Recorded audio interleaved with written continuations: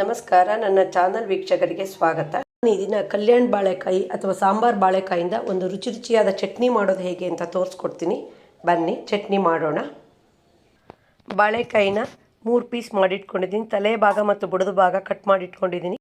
ಮೊದಲು ಒಲೆ ಮೇಲೆ ಒಂದು ಪಾತ್ರೆ ಇಟ್ಕೊಂಡಿದ್ದೀನಿ. ಅದಕ್ಕೆ 1 ಲೋಟ ಆಗೋಷ್ಟು ನೀರು ಹಾಕಿದ್ದೀನಿ. 1 ಸ್ಪೂನ್ ಎಣ್ಣೆ ಹಾಕಿದ್ದೀನಿ. ಈಗ ಬಾಳೆಕಾಯಿನ ಅದರೊಳಗೆ ಹಾಕೋಣ.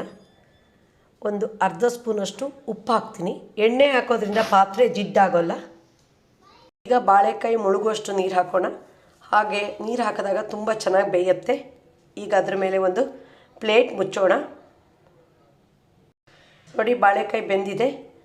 ಈಗ ನೀರು ತೆಗೆದು ಬಸ್ತಿಟ್ಕೊಳ್ಳೋಣ. ನೋಡಿ ಎಷ್ಟು ಚೆನ್ನಾಗಿ ಬೆಂದಿದೆ. ಈಗ ತಣ್ಣಗಾದ್ಮೇಲೆ ಇದರ ಸಿಪ್ಪೆ ತೆಗೆದಿಟ್ಕೊಳ್ಳೋಣ. ಒಲೆ ಮೇಲೆ ಬಾಣಲೆ ಇಟ್ಕೊಂಡಿದ್ದೀನಿ. ಅರ್ಧ ಸ್ಪೂನ್ ಎಣ್ಣೆ ಹಾಕಿದ್ದೀನಿ. ಪರಿಮಳಕ್ಕೆ ಹಿಂಗೆ ಹಾಕ್ತೀನಿ.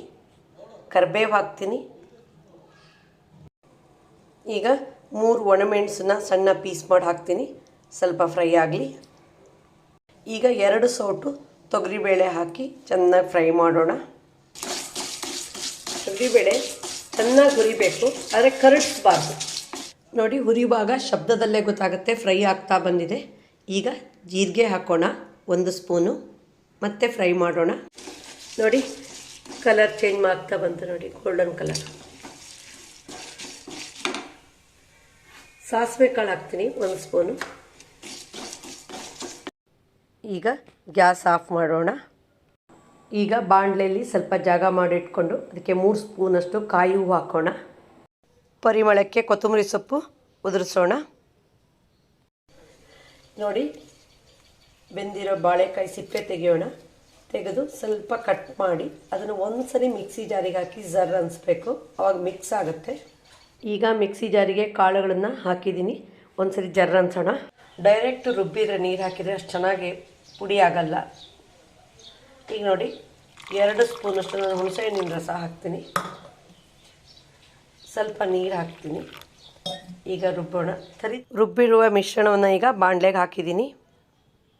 ನೋಡಿ, ಚಟ್ನಿ ರುಬ್ಬಿದ ಮಿಕ್ಸಿ ಜಾರಿಗೆ ನೀರು ಹಾಕ್ಕೊಂಡಿದ್ದೀನಿ. ಈಗ ಬಾಳೆಕಾಯಿನ ಹೆಚ್ಚಿ ಹೋಳು ಮಾಡಿದ್ದೀನಿ. ಮಿಕ್ಸಿ ಜಾರಿಗೆ ಹಾಕ್ತೀನಿ. ಸ್ವಲ್ಪ ಪುಡಿ ಮಾಡಬೇಕು, ತುಂಬ ನಯಸ್ಸಾಗಬಾರ್ದು. ಈಗ ಪುಡಿ ಮಾಡೋಣ. ನೋಡಿ, ಇಷ್ಟು ಪುಡಿ ಆಗಬೇಕು.